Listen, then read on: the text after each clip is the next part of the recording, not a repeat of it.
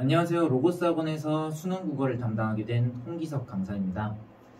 제가 지금 영상을 한 5번 정도 지금 찍었다가 버렸다가 찍었다가 버렸다가 지금 하고 있는데, 생각보다 이게 지금 화면 앞에서 이제 혼자 얘기를 하려고 하니까 이게 좀 쉽지가 않아가지고 계속 실패만 할 수는 없으니까 이번에는 죽이 되든 밥이 되든 영상을 일단 마무리를 지어보겠습니다. 일단 저는 이제 이번 2025학년도 이제 수능 대비 이제 국어 수업을 이제 12월 29일부터 이제 진행을 하게 됐고, 사실 이제 이 수업이 이제 기존에 이제 제 수업을 듣고 있는 이제 고2 학생들 중에 이제 고3까지 이제 계속 쭉 수업을 하고 싶다고 하는 학생들이 있어가지고 그렇게 이제 사실은 수업이 개설이 됐어요. 근데 이제 지난번에 저희가 학원에서 예비고3 설명회를 2차례 정도 이제 진행을 했잖아요.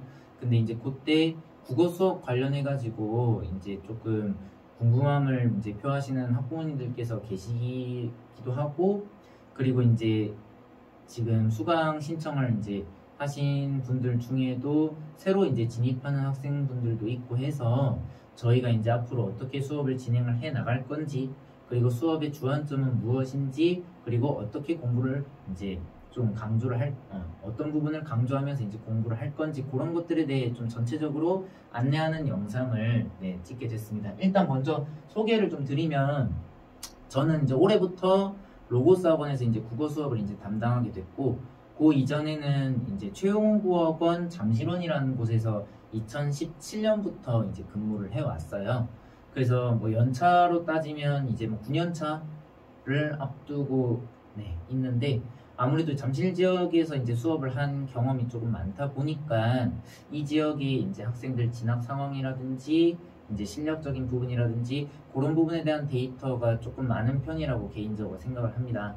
일단 제가 요거 이제 설명 영상의 제목을 뭐 이제 근본적인 방향을 고민할 때라고 이야기를 이제 제목을 담아놨는데, 사실 이제 뭐 속도보다 방향이 중요하다 뭐 이런 얘기들이 있잖아요.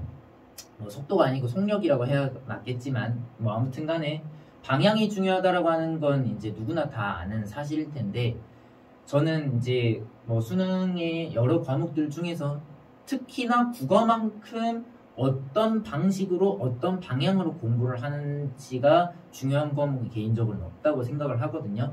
근데 사실 이제 많은 학생들이 국어가 중요하다는 것도 알고 국어를 열심히 해야 된다는 것도 아는데, 올바른 방법대로 올바른 방향대로 공부를 하는 학생이 생각보다는 많지가 않은 것 같아요. 그래서 이제 방향을 정확하게 잡고 공부를 해 나가자는 의미에서 이제 근본적인 방향을 한번 고민해 보자고 제목을 이제 설정을 해놨습니다.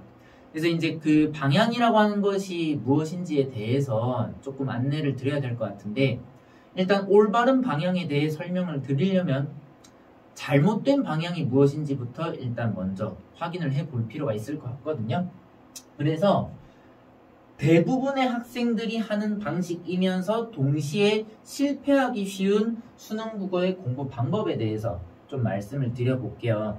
지금 이제 고2 학생들 같은 경우에 이제 시험을 이미 기말고사를 보고 있는 학생들도 있고, 그리고 이제 다음 주부터 기말고사가 이제 시작되는 학생들도 있을 텐데, 보통 이제 기말고사가 끝나고 나면 이제 겨울방학 때부터 대부분의 학생들이 이제 수능 국어를 공부하는 방식이 이런 형태로 이루어지게 돼요. 아무래도 이 잠실 지역 같은 경우는 이제 대치동이 워낙 가깝다 보니까 학생들이 이제 이제 수능 국어를 준비할 때 보통은 이제 아무래도 유명한 선생님들의 수업을 듣는 경우들이 많죠. 그래서 뭐 유명 선생님의 평강을 신청하든지, 뭐 그게 아니라고 하더라도 뭐 인강 같은 걸 통해서 이제 보통 수업을 이제 공부를 준비하게 되는데, 보통 대부분의 학생들은 이렇게 방학부터 유명 선생님이 이제 수업을 듣고 나서 과제물로 이제 교재가 나올 거 아니에요. 그러면 그 교재 내용을 지문을 읽고 문제를 풉니다.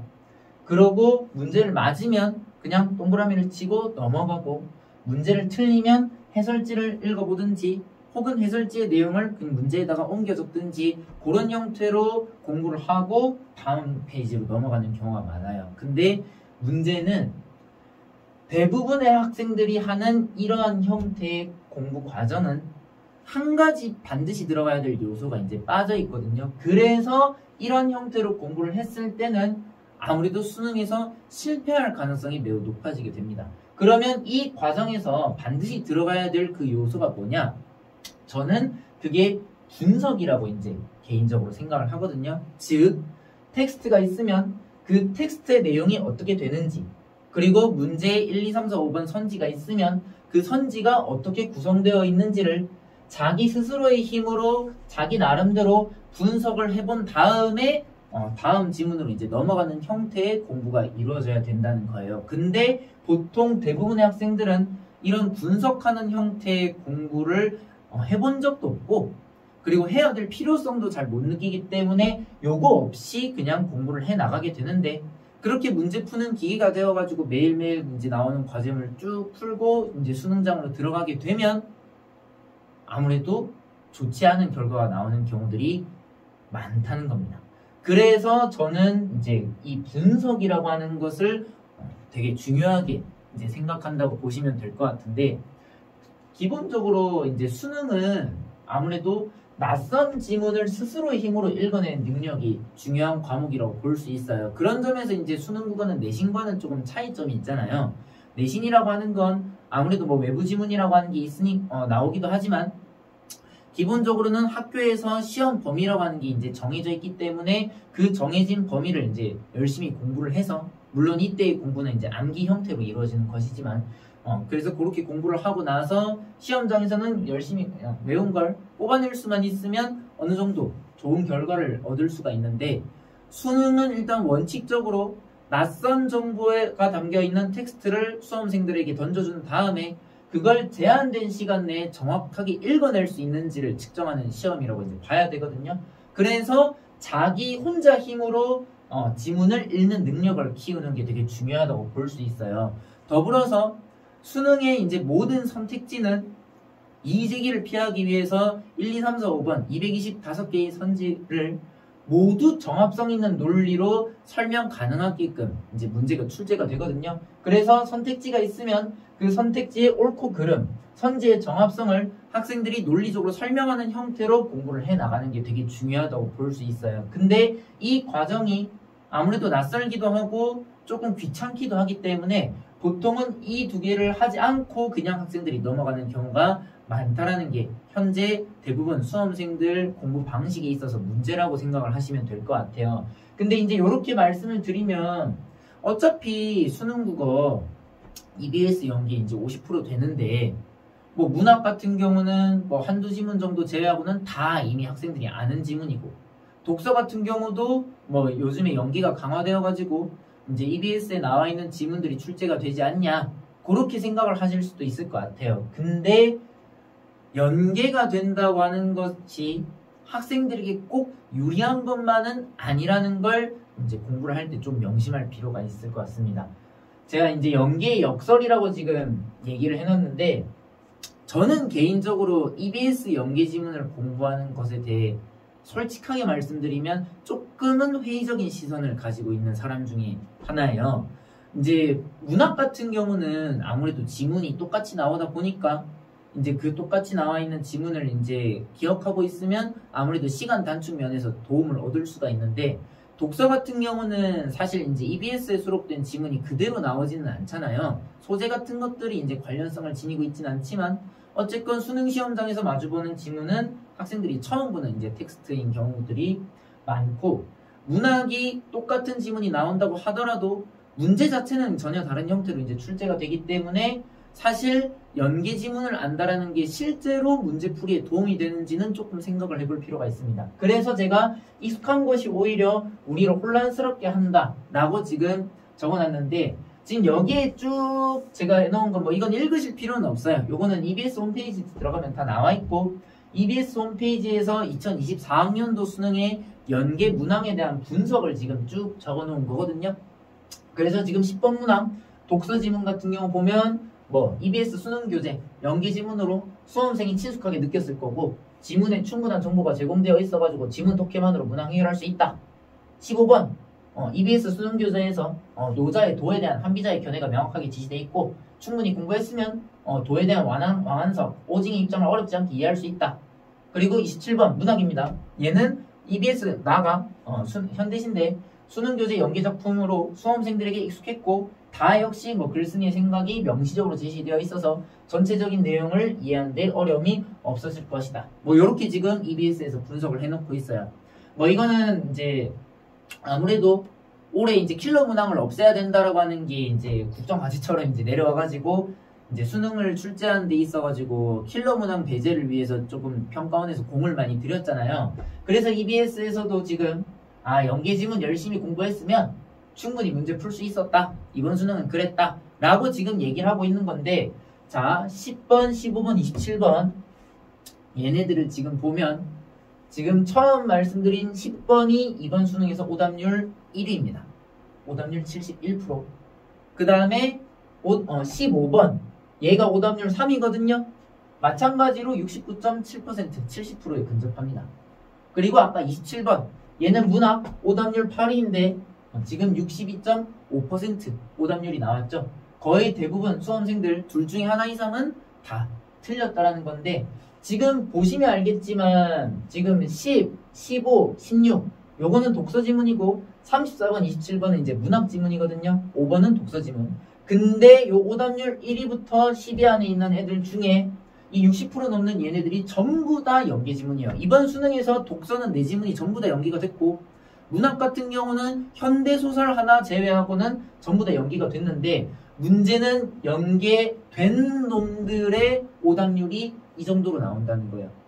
사실 문학 같은 경우는 지문을 알면 문제를 수월하게 풀 수 있지 않냐라고 생각할 수 있는데 지금 보시면 알겠지만 실제 결과는 그렇게 나오지는 않는다고 저희가 봐야 될 것 같아요. 그래서 지금 전부 다 연계 지문인데 그러면 결국 수능은 지문의 내용을 익숙하게 학생들이 알고 있다는 것만으로 해결할 수 있는 시험이 아니라는 게 저는 여기서 간접적으로 증명이 된다고 생각을 합니다.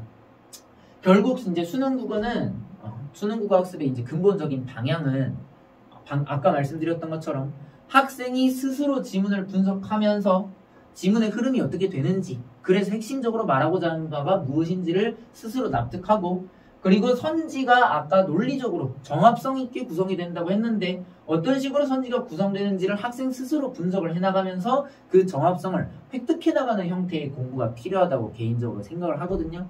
그래서 이제 저희는 수업을 할 때 이 두 가지 지문을 정확하게 이해하고 그리고 선지의 구성 방식을 정확하게 이해하는 걸 학생들이 깨우칠 수 있도록 수업이 이루어진다고 보시면 될 것 같아요.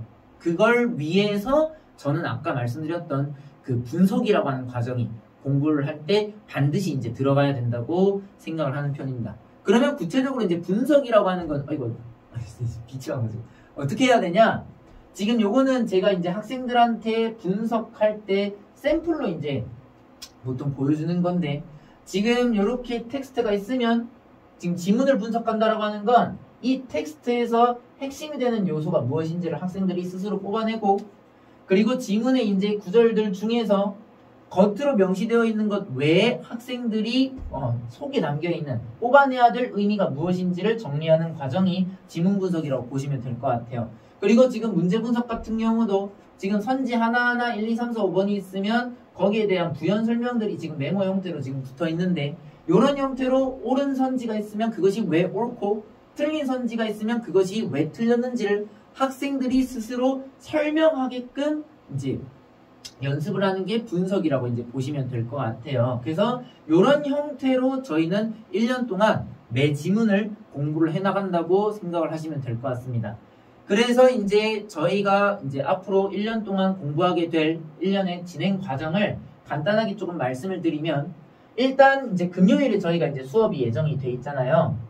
그래서 금요일에는 일단 공통 과목인 문학과 독서 중심으로 이제 수업이 이루어질 텐데 그 수업 시간에는 제가 학생들에게 모범적인 독해의 모델을 이제 제시를 해주신다고 죄송합니다. 제시를 해준다고 보시면 될 것 같습니다. 그래서 문학이 있다면 문학 지문을 어떻게 읽어야 하는지 그리고 독서 지문이 있을 때 독서에서 흐름을 어떻게 따라가야 되고 그리고 그 독서 지문에서 가장 핵심적으로 파악해야 되는 정보를 어떻게 알 수 있는지 그런 것들을 이제 학생들한테 알려준다고 보면 될 것 같고, 그러면 학생들이 그 모범적인 독해의 모델을 수업 시간에 이제 들었다면 그걸 자기 걸로 만드는 과정이 필요하잖아요. 그게 이제 과제물로 매일매일 학생들이 2시간에서 조금 많게는 3시간 정도 투자해 이제 그걸 적용하는 연습이 이루어진다고 보시면 될 것 같습니다. 그래서 기본적으로는 일주일에 5일 정도. 근데 선택 과목 공부도 해야 되기 때문에 플러스 하루 내지는 이틀 정도. 사실은 일주일 내내 공부를 한다고 생각을 하시면 될 것 같아요.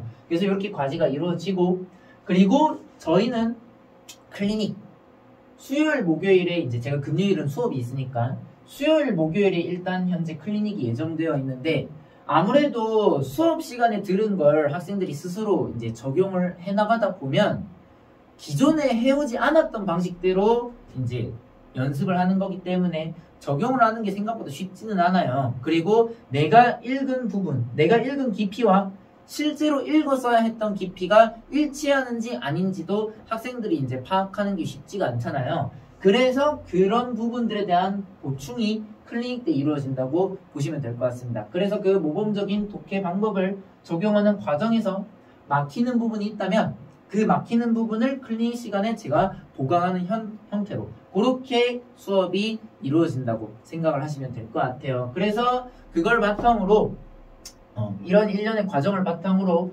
저희가 이 수업을 통해 얻고자 하는 목표는 뭐냐, 독서 영역 지문의 내용은 뭐 쉬워졌다고 볼 수도 있고 여전히 어렵다고 볼 수도 있는데, 오답률을 보면 사실 독서는 쉬워졌다고 보기는 어려울 것 같아요. 여전히 어려운 독서 영역. 그리고 이번에 불수능을 유발했던 주요 원인이었던 이전보다 어려워진 문학 영역, 요 두 가지를 함께 정복하는 게 저희의 1차 목표라고 이제 보시면 될 것 같고, 저는 이제 수업을 함에 있어서 저 혼자 잘 읽는 걸 목표로 하지는 않아요.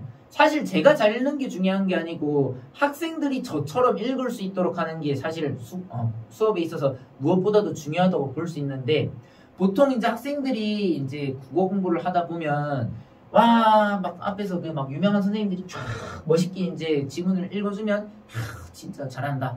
그래놓고 와가지고 자기는 그렇게 못 읽고 그냥 계속 하던 대로 그렇게 공부를 하는 게 개인적으로 좀 안타깝다고 생각을 해요. 그래서 저는 육하원칙에 기반해서 뭐 요거는 수업 시간에 설명한 내용입니다. 수험생들이 읽을 수 있는 것, 지문 내에서 읽을 수 있는 것, 그리고 읽어야만 하는 것을 제가 읽는 것과 최대한 비슷하게 스스로 읽어낼 수 있도록 수업을 이제 진행하려고 합니다. 그리고 문제를 풀 때도 보통 소위 말하는 이제 언어적 직관, 속된 말로 감에 의존하는 문제풀이가 아닌 정합성 있는 논리로 선지의 옳고 그름을 설명할 수 있는 형태로 학생들이 문제를 풀게끔 훈련을 할 거고요.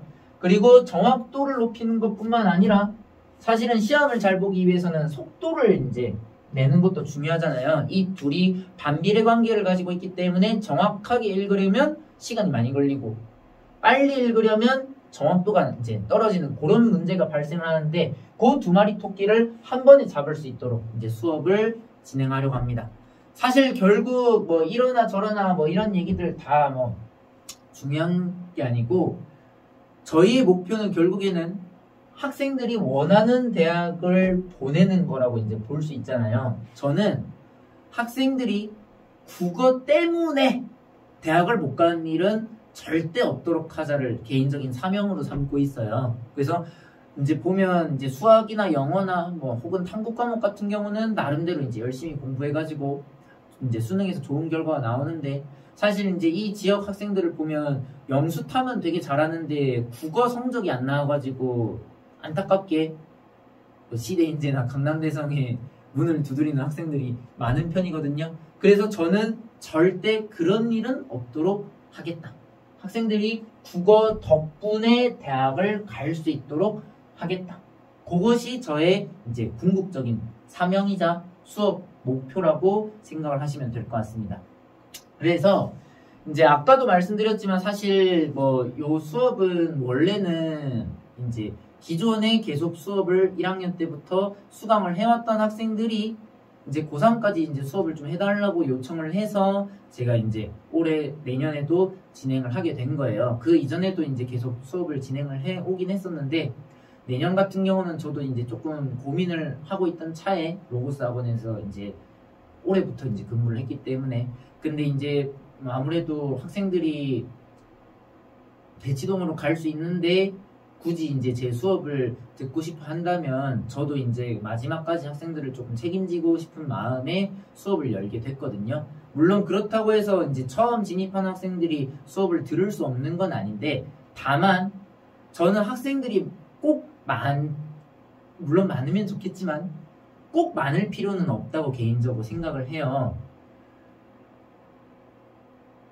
저는 열심히 하지 않을 학생은 수업을 듣지 않는 게 좋다고 개인적으로 조금 생각을 하는 편입니다. 이제 뭐 여기도 적어놨지만 일단 기본적으로 제 수업을 통해 도움을 얻을 수 있는 학생은 그동안 성실하게 공부를 해왔음에도 불구하고 성적이 안 나오는 학생들, 이런 학생들한테 특히 주요한 수업이라고 보시면 될 것 같아요. 사실 공부를 안 하는 학생은 제가 아닌 누구의 수업을 듣더라도 사실 성적이 나올 수는 없잖아요. 근데 그렇게 열심히 하지 않음에도 불구하고 그냥 학생이 뭐 수업에 참여만 하면 그래 나오는 게 어디냐 라고 이제 생각을 하시는 선생님들도 계시지만 사실 저는 좀 성격이 좀 다혈질인 편이라서 열심히 안 하는 학생들을 그냥 지켜보는 게 조금 힘든 편입니다.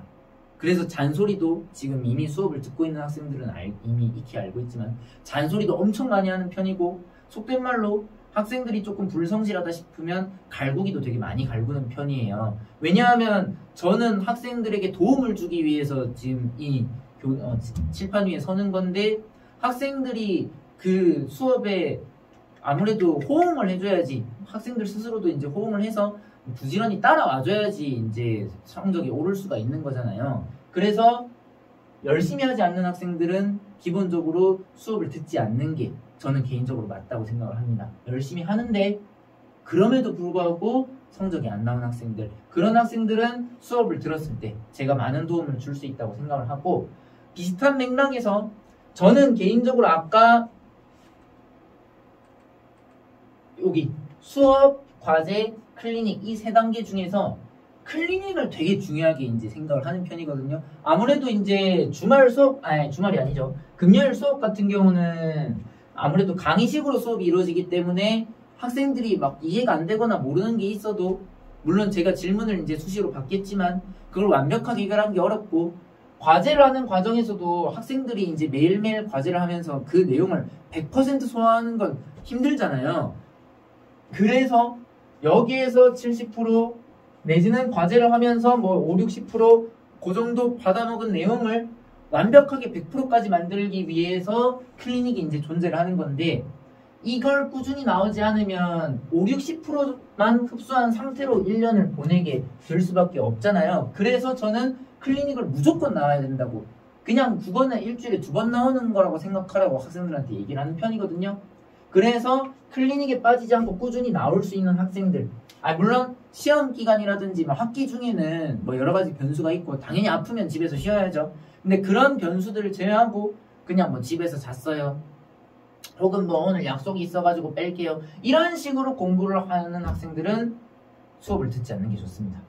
그 다음 세 번째로 저는 국어를 매일 공부해야 되는 과목이라고 생각을 하고 그래서 과제물도 학생들이 매일 2시간 이상은 투자를 하게끔 이제 교재를 제작을 하는 편인데 매일매일 국어를 공부해야 된다는 걸 학생들이 공감을 좀 해줄 수 있어야 돼요. 사실 그 이전까지는 보통 고1, 고2 때까지는 대부분의 학생들이 국어를 매일 공부해야 하는 과목이라고 생각하지 않는 경우가 많거든요.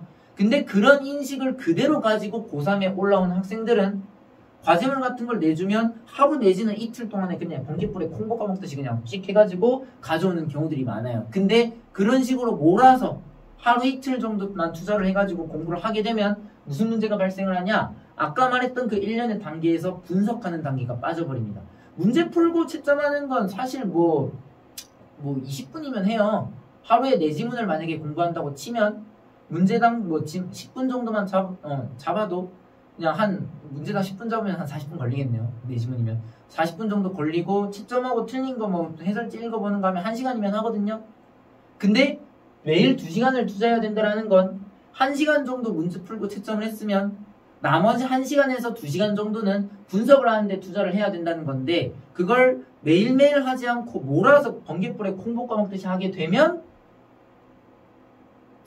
아까 말한 분석이 제대로 안 이루어지는 그런 문제가 발생을 합니다. 그래서 매일 국어를 공부하는 것을 학생들이 인식할 수 있어야 되고, 그리고 듣기 좋은 수업과 나에게 도움이 되는 수업이 다르다는 걸 학생들이 좀 인지를 할 수 있어야 돼요. 아까도 말씀드렸지만 이게 수능 국어를 공부하는 과정에서 많은 학생들이 이제 착각을 하는 게, 강사가 막 현란한 스킬로 뭐 구조가 어떻고 뭐가 어떻고 해가지고 쫙 그 지문을 읽어주면 그걸 보고 자기도 그렇게 읽은 것처럼 착각을 하는 경우들이 되게 많거든요. 사실 그건 강사가 읽어준 거지 학생이 스스로 읽고 스스로 이해한 거라고 보기는 어려워요. 그래서 만약에 수업을 그렇게 쫙 들어서 어려운 지문을 이해했다고 치고 일주일 뒤에 그 지문을 다시 설명해 보라고 하잖아요. 그러면 열의 9은 설명을 못 하거든요. 그래서 단순히 강사가 막 이해하기 쉽게 잘 설명을 해줬다고 해서 그것이 내가 이해한 것은 아니라는 것, 그거를 인지할 수 있는 학생이 아무래도 수업을 들으면 도움이 조금 될 것 같습니다. 그래서 이제 저는 열의를 좀 가지고 있고, 그리고 제가 도움을 줄 수 있는 학생들이 아무래도 수업을 조금 들었으면 좋겠어요. 그게 서로를 위한 길이라고 생각을 하기도 해서, 그래서 좀 성실하게 좀 믿고 따라와 줄 수 있는, 특히나 국어 같은 경우는 저는 이제 수업을 오랫동안 해오면서 학생들과 이제 신뢰관계 내지는 유대감이 형성되냐 그렇지 않냐에 따라서 시험 결과에도 조금 영향을 많이 미치는 편이라고 생각을 하는 편이거든요. 그래서 좀 저를 믿고 따라와 줄 수 있는 학생들이 수업을 듣는 게 아무래도 좋지 않을까라고 생각을 합니다. 사실 선택지는 많잖아요. 꼭 제 수업이 아니더라도. 네. 그래서 이제 그런 학생들이 수업을 들었으면 하고, 커리큘럼에 대해서 말씀을 드리면 커리큘럼 자체는 뭐 특별한 건 없습니다. 네. 일단 이제 겨울방학 기간 동안에는 제가 조금 약간 4차 산업혁명 이런 걸 좋아해가지고 지금 약간 거기에서 이제 시즌명을 따왔는데, 첫 번째 시즌은 이제 방학 기간 동안 알고리즘이라고 해서 평가원 기출을 바탕으로 이제 쭉 공부를 해 나갈 텐데, 평가원이 지금 뭐 94학년도 수능부터 해가지고 거의 지금 뭐 20년 넘게 지금 수능이 지금 치러져 오고 있는데, 그 20년 넘는 기간 동안 수능 국어가 이제 출제되면서 지문의 뭐 유형이라든지 그런 것들은 조금씩 계속 대동소이하게 달라져 왔지만, 지문을 읽어 나가는 원리 자체는 예나 지금이나 동일하게 이제 적용이 되는 모습이 있거든요. 그래서 평가원 기출을 바탕으로 문학과 독서에서 동일한 일관된 논리로, 일관된 알고리즘으로 독해를 해나가는 연습을 겨울방학 때 진행을 할 예정이에요. 그래서 제가 그 부분을 알고리즘이라고 이제 제목을 설정했고, 그 다음에 이제 1월 말에서 2월 초 정도 되면 EBS 연기교재가 나오게 되는데, 저희가 이제 고3 같은 경우는 별도의 내신 수업은 따로 없거든요. 이제 아무래도 고3들은 대부분 학교에서 EBS 수능 특강으로 이제 내신 수업도 이제 진행을 하기 때문에 수능과 내신이 크게 막 결이 다르다고 볼 필요는 없을 것 같아요. 물론 내신 문제는 수능과 결이 다르지만 EBS는 수능을 위해서라도 어쨌건 봐야 되는 내용이잖아요. 그래서 이제 2월 동안 그 공부를 끝내고 나면 1학기 3월에서 6월 동안에는 평가원 기출 조금 난이도 있는 작품들에 플러스 알파로 EBS 수능 특강 중에 그래도 이 정도 작품은 꼭 보고 넘어가면 좋겠다 싶은 것들을 이제 같이 학습한다고 보시면 될 것 같습니다. 아무래도 지금 이제 그 고3까지 이제 수업을 듣는 학생들 중에 수시를 조금 중요하게 이제 마지막까지 챙기는 학생들이 좀 많은 편이라 가지고 별도의 내신 수업 자체는 없지만 내신과 직접적으로 관련이 되는 연기 지문을 이제 요 시기에 공부를 한다고 보시면 될 것 같아요. 물론 그렇다고 해서 내신처럼 공부를 하는 건 아니고 이제 수능 방점으로 놓고 공부를 하되 내신도 같이 조금 곁들여서 대비할 수 있는 형태로 이제 요 시기에는 공부가 이루어진다고 보시면 될 것 같아요. 근데 이제 수능 특강 문학 작품이 되게 많거든요. 독서도. 그래서 걔네들을 빅데이터라는 이름으로 지금 공부를 해 나가려고 합니다.